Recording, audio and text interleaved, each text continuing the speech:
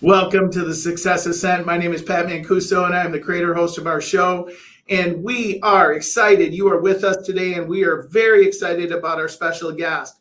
Let me introduce to you Ozioma Egwuonwu. Now, I probably butchered that, and we tried it 13 or 14 times, and yet we are excited that she is here today. So let me tell you about her background.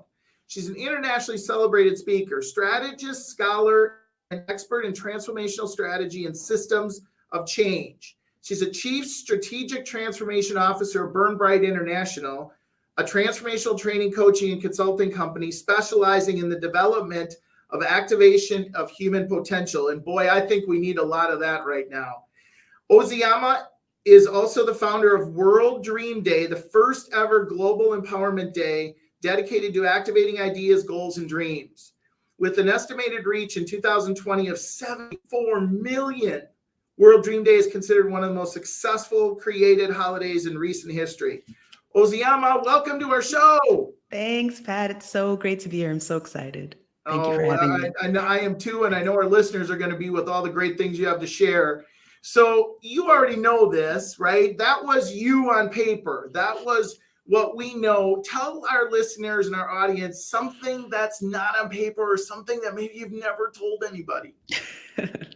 Well, I mean, there's a lot that's not on paper, right? It's like when you read about someone, you're like, oh my gosh, they're like this. They must be very. And what people don't know, I think, is that I'm very silly and I love to have a good time. I'm also a hoop dancer. And so people say, what do you mean a hoop dancer? Like I do, when you see those people doing with the hula hoops and all that kind of stuff, I'm very into that world. And really? So people, yes. And I even had like some famous photographers, Rudy Hopkins, like take photos of me with my hoop. And I'm just, people are always shocked when they say, you're a hoop dancer? It's like, yes, I absolutely love that experience. So yeah, that's a fun. So do you have like a stable of hoops? I do actually have a lot here where I'm currently speaking to you in Lisbon, Portugal. I have like about 4 hoops at that, like in my bedroom, and in New York, I have about like 7 or 8. I'm like hoop crazy. I get custom hoops. Isn't that crazy? Yeah. I love it. I love it. See, that's why I do this part of the show is I always want to hear something so I can learn. So now I've got another potential hobby, hoop dancing. I love it. I love it. And don't you love technology? You're like in Portugal today and we're talking and I'm in Minnesota. Is it warm there? It actually is warmer than obviously than New York, but it's not as warm as people would think because it does get that like gloom rolling in, but then some days you're just like, oh my gosh, it's like January. I'm like, and it's like 70 degrees and you're just like, oh, it's great to be here. Yeah. Well, hopefully when you land in New York, it'll be just as warm as to where you are. So Ozioma, let's talk. The first thing I want to hear is you're an entrepreneur. You create this event, if you may. We're going to talk about that a little bit more, the World Dream Day. Yeah, let's talk about your journey as an entrepreneur. The Success Ascent is about the journey of success. And we know that the journey isn't always upward. Sometimes it's backwards. Sometimes it's sideways. So how did you get the entrepreneurial bug? Where did that start? Well, some people, if they're looking at it from a cultural perspective, would say that because I'm traditionally, like I was born in Nigeria, and so I'm an Igbo woman, and that's like the tribe that's very entrepreneurial. We're known to always be like having business ideas and dreams and goals and that kind of stuff. And my mother was like that, and my grandfather was like that. But specifically, when it comes to my own journey, it wasn't like I was going to be an entrepreneur because I was a very successful, I guess you would say, professional employee. I had started off in advertising, working actually even before that in the world of film, doing work at Sundance and also supporting different independent films in New York City. And then someone one day said to me, you'd make a great strategist. And I was like, what is that? And they're like, the people who kind of come up with the plans and the ideas of how things need to get done. And I was like, I like that. And so I went back and got a second master's. And then I basically decided that I was going to switch careers after I worked my way up to being a full producer. I left everything. And I went back to sharing an office. I mean, I had the most amazing office at a place called Saatchi & Saatchi. So I had done very well and gave it all up to start from the beginning. And so I started off as a strategist and I worked my way up. And then before I knew it, at about 25, 26, I became a vice president of strategy. And it was like all this power so early. And I worked my way up even further. And then at some point I realized that I knew where this journey was going. And simultaneously, I had all these dreams of ideas and goals, and I wanted to be speaking, and I wanted to be coaching, and I wanted to be out there. Meanwhile, my professional career was going on an ascent. And I Sure. thought to myself, if I don't leave now, I'm never going to leave. Yeah. And so I risked everything in 2013 and left the cushy comfort of running a division on Yeah. Madison Avenue to start my journey. Good And for it was like you. this, it was beautiful, but it was not easy because it took a lot to Yeah. get off of that. And people always say to me, what was it that made you decide to make that shift? And I always tell them, I didn't want to die not knowing. When Mm, we are on that traditional path, we kind of know it's going to be right. more shoes and more this and more that. Yep. But then there's something inside of you that you're like, there's something inside of me that I need to give a chance. And if I don't give it a chance, I will never know. And so that was like what it was like for me. I gave it a chance, and suddenly it was just like this journey of not only obviously generating abundance, but also making a Right. deeper and a larger impact. Yeah. And that's how the journey began for me. I had left a very prominent role as a vice president of strategy, running Yeah. a division, offices in New York, and an office I was like helping and leading in London, one in Texas, and another in California. And so it was Yeah. like a very high profile position. And at the same time, there was all this other potential. And so that's part of the reason why my business is based off of helping people activate their potential. And you don't necessarily have to leave a corporate job to do so. It's about Sure. giving the stuff that's inside of you a chance to rise, flourish, and develop. And so that was what my journey was like. Well, so almost 100% of the folks that we've talked to in our episodes for nearly 2 years is there was a commonality of that entrepreneurial spirit in some way, somehow was instilled upon them, or they were exposed to it when they were very young, and usually through parents or mentors or coaches. So it doesn't always have to be parents. However, it just always reminds me of how important it is that we give back to the community, and we give back to the people, the next generation, because without that you might not be where you're sitting right now, because you wouldn't have been exposed to that. Absolutely. So let's talk. I want to ask you some questions about that journey. So as an entrepreneur, what's the biggest challenge you faced in growing your business? Oh, wow. There's been so many challenges. I mean, being an entrepreneur is not easy. And I would say one of the biggest challenges is consistency. Being able to wake up each and every single morning and do what needs to get done. I always tell people when I'm coaching, when I'm leading, I'm always saying, you have to believe that you are the one. Because if you don't believe and embrace the identity and the awareness that you are the one, then Right. what needs to get done will not get done. So part of it is about really embracing the entrepreneurial mindset. And that entrepreneurial mindset is all about some people would say from an academic, because I also am an entrepreneurial scholar, you talk about what they call the exploitation of opportunity, right? And so you need to be able to see opportunities where they may or may not exist. And that requires a number of different faculties and capacities, a little bit of foresight to say, So for me, a lot of it was about the challenge of being able to say, wake up every morning and not get distracted from the ways in which your time and your energy is being pulled in so many different directions. Being able to utilize tools like social media for the benefit of growing your brand and growing your business versus just water cooler talk, right? Chat, chat, chat. Oh my God, let's look at Absolutely. some cats.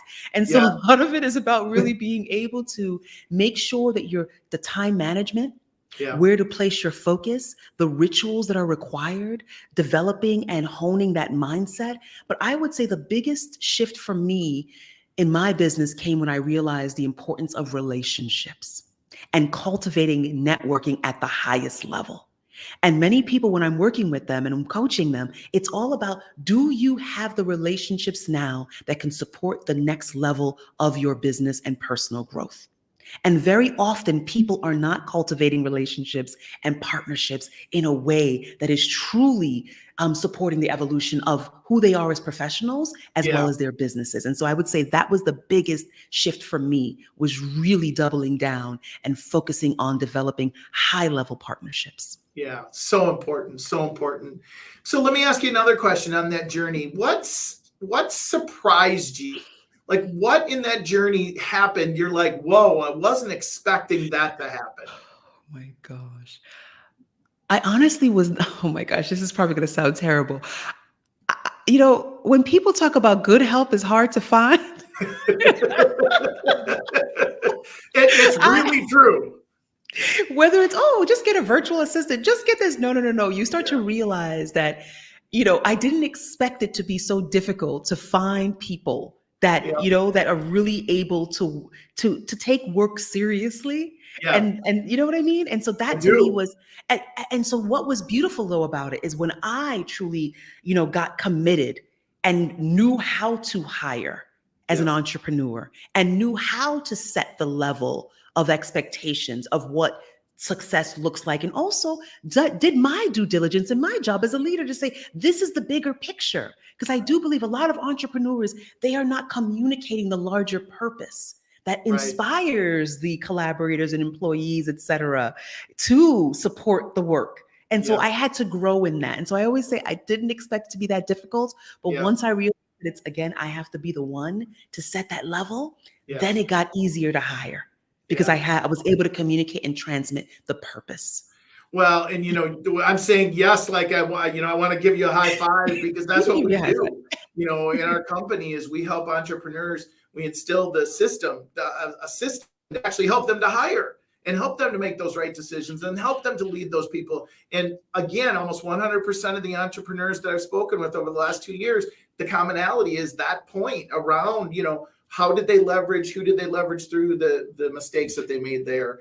So let me ask you one more question on the entrepreneurial journey, and then we're going to shift gears and talk about all the great stuff that you're doing. If you were sitting in front of a 20-year-old version of you today, first of all, that'd be cool, right?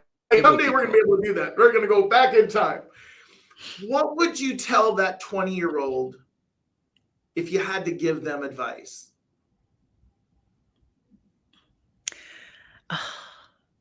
It's going to sound so cliche, but I would say trust yourself. You know more than you think you know. Yeah. Trust your truth. Trust what you're seeing, what you're feeling, and trust that it will all work out, because it will. Yeah. Because you are committed to it. Yeah. Yeah. It's great advice. It's great advice. Okay. So now we're going to talk about the great stuff that you're doing. So first, I want to ask you, let's talk about the World Dream Day. I mean, talk about, I read when I was, we were doing the research, and I read 74 million people. Like, really? Yeah. Like, wow. And you know what's wild? Okay, so backing up, okay, World Dream Day. People think that it was like invented and created in a way where I was already an entrepreneur. It actually began before I became an entrepreneur. I actually was on a business retreat and I saw this book, and I think it said, "Don't die with your music still in you." And it was written by the guy, if you remember, the Subway Sinatra guy. I do remember the title, right? Yes. Yep. So the Subway Sinatra, who always had the dream of singing and began singing in the subways while he was working in the subways and got discovered. Right. And so when I opened up that book before our business retreat, I read this quote by Sarah Bambronic, and it said, "The world needs dreamers and the world needs doers, but above all, the world needs dreamers that do." And that quote, just exactly that, the way you just said, "Woo," that's how I felt. It was like it exploded within me, because I said, that's exactly it. You can't have people mindlessly taking action without a greater vision. And you can't have people just dreaming without taking action. Yeah. When you bring the dream and action together, that is when things really begin to move. And that's also when systems begin to transform. And so I went to bed and I woke up the next morning and I heard, it was kind of crazy because I heard a voice that said, "Small dreams, big dreams, bring them all. Tonight we dance at the Dreamers Ball." And I thought, am I supposed to create some kind of Dreamers Ball where people are dancing for their dreams? And then suddenly I thought to myself, you know what? Maybe we can't create a ball, but we can create a day. We can create a day for dreamers. And it began as a day in Brooklyn that was participated with people in different parts of America. And then suddenly I started to see people in St. Lucia sending me pictures. And suddenly I was like, oh my gosh, this has become something. Right. And so you fast forward and you say, well, how did we get to 74 million in 2020? If we think about the context of the world we were living in, there were people needed dreams in a very big way. Yes. But if you think about everything that took place all those years, I was always creating themes and content and sharing and making it a very porous movement where people could actually celebrate it without even having to do anything more than knowing the theme and Right. taking action and creating it for themselves. So I designed it as this kind of open source collaborative movement. And what's interesting, a fun fact that I haven't mentioned, is at the time I was actually teaching at Columbia University. Oh So my I was God. teaching a course, 5 years, I taught a course called Developing and Implementing Ideas at the master's level. And Interesting. yes, but when I created World Dream Day, I actually began it anonymously because something inside of me said, if I kind of not put myself in the forefront and Mhm. really make it so people would see World Dream Day was created by an anonymous professor at Columbia University. So it truly was about service. And Yeah. then years later, I began to say, hey, that anonymous professor, her name is Ozioma Egwuonwu. Wait a minute, I'll take credit for that. But not only that, take credit. People also wanted to know what are the origins. Sure. And so when we hit 74 million, it was because people were making songs about it, right? There were people leveraging it. At one point, Disney used it to launch a version of BFG. So you start to see these organizations and individuals Yeah. celebrating it in a way because the conversation of ideas, goals, and dreams had risen in culture in a meaningful way. And people were resonating with this concept. And so I just love it every year because it continues to grow. Oh, it's just watching you talk about it. You just light up when you talk about it.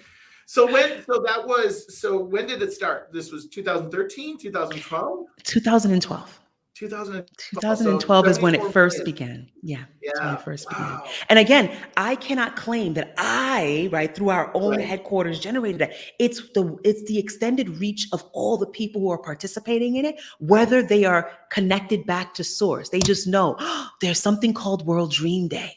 And we have to celebrate it. But I'll also say one thing that's really important for entrepreneurs, right? Because we're in a space right now where people are finding it very difficult to have to pay the thousands of dollars to get that, that reach, right? It's either you earn it or you pay for it, right? Or you do something viral that you shouldn't have, and Exactly. Yeah. What you find is when you start thinking about how do you embed your idea, your business, what you're servicing within culture. We were able to actually get into the algorithms through the day calendars that are all around the world. And once we were listed there, it began to take its own momentum. And that was the way we were able to circumvent having to spend so much because we were actually embedding ourselves strategically within culture. It's just a great concept. I mean, so if somebody got exposed to it, I mean, it makes so much sense. Yeah. So let's talk about challenges that when it comes to developing that idea, like what challenges have you experienced in helping others develop their ideas? Oh, this is my favorite thing because this is where I really work very well and I'm passionate about because I do it. And I also love it. This is why I'm so passionate about it because I work with, Fortune 50 companies and then also with local grassroots entrepreneurs.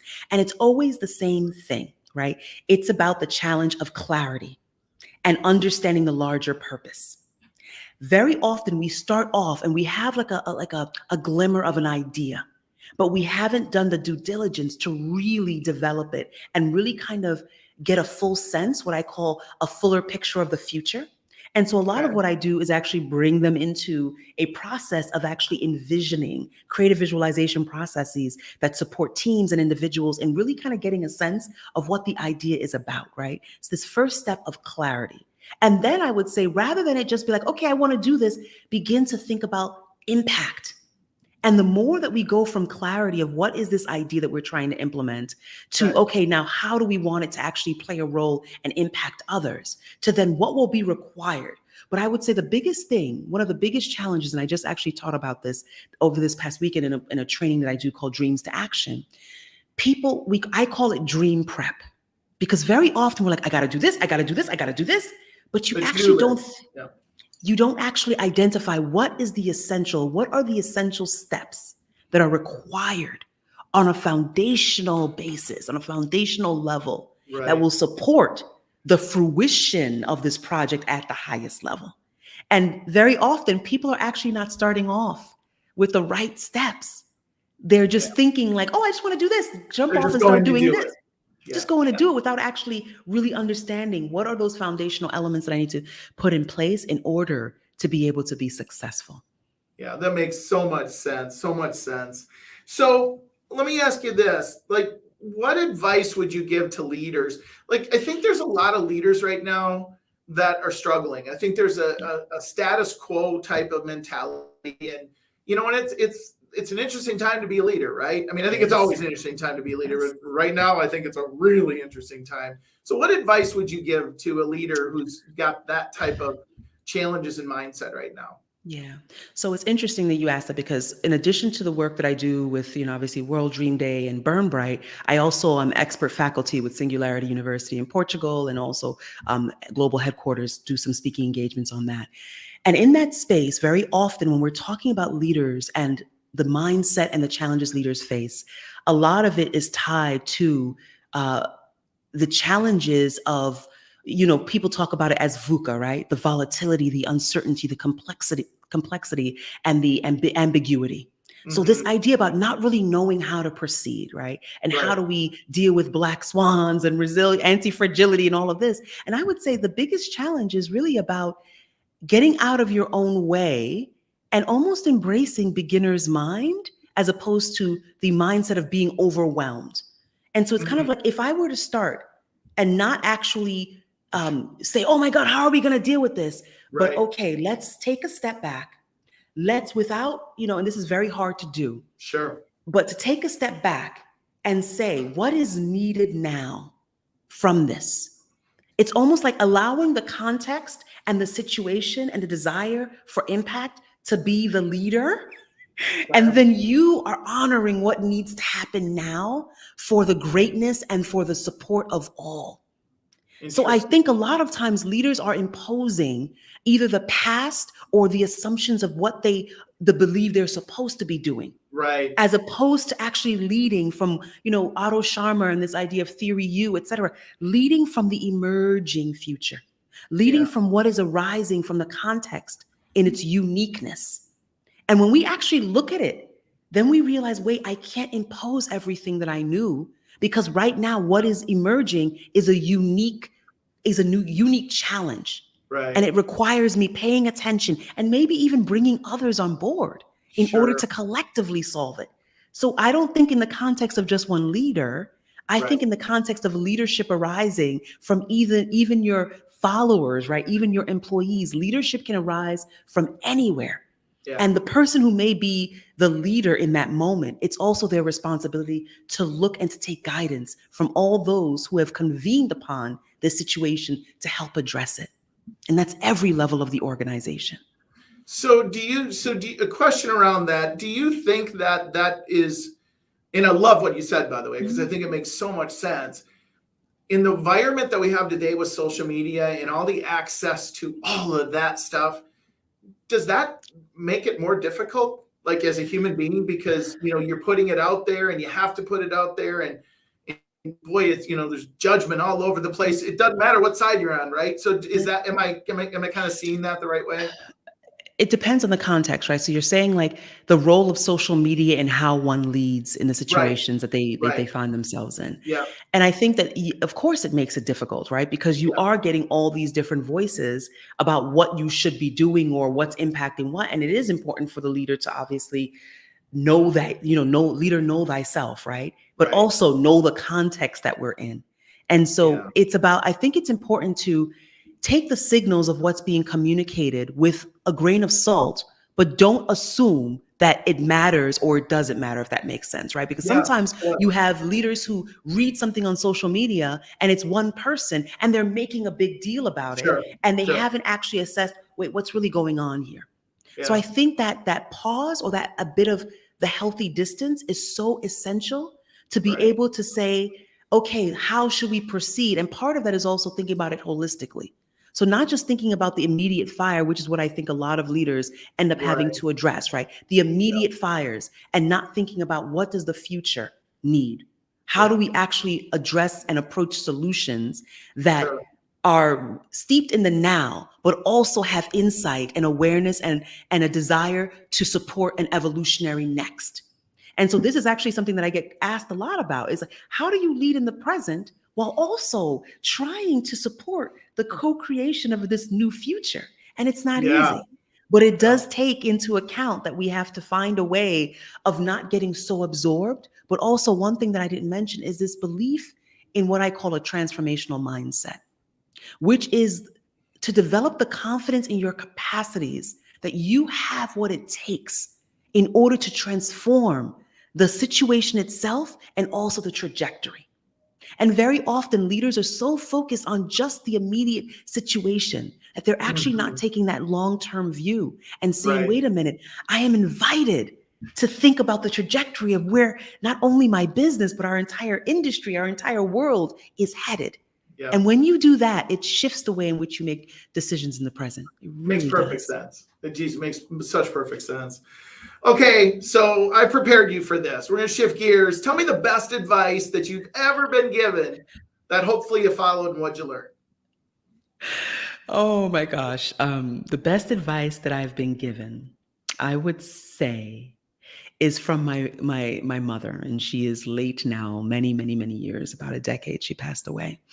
And I remember her always saying, when the door opens, step in, look around, and if you like what you see, keep going forth. And if you don't, walk right back out. Wow. And that advice single-handedly has been the best advice of my life, because it always empowered me to realize if I am not okay with what I see as I am going down a particular journey, I have the invitation and the freedom and the permission to step out, to change the context, to do something different. And it's been just a grace. That was the Wow, best what advice. great advice. What great advice. And parents usually have great advice. We just don't listen to it most of the time at the time, right? We're like, no, I don't buy that. In my case, my mother and I, we were like best friends, you know? And so Oh, so that's just I was listening, and I still do in many ways to that advice. absolutely. Okay, we're going to flip it upside down. What's the worst advice that you ever been given that hopefully you didn't follow? And if you did, what did you learn? The worst advice that I've been given that I didn't follow? Or you did, and what did you Or that I learn? did. What did I learn? What did I learn? Like, what's some bad advice?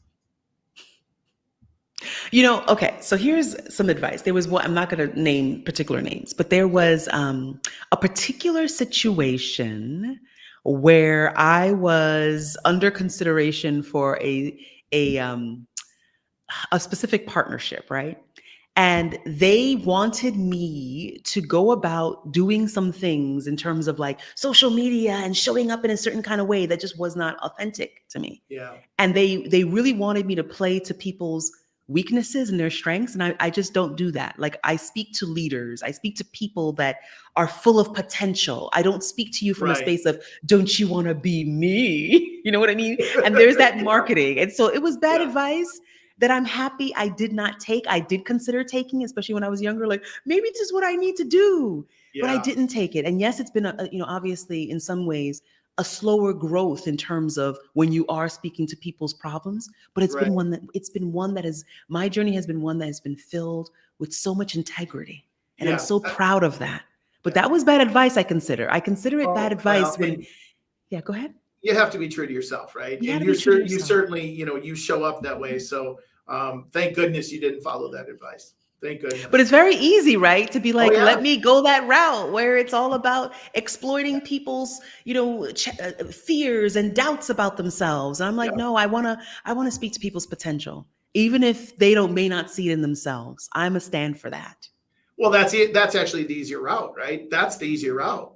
And so most people take easy versus the right way.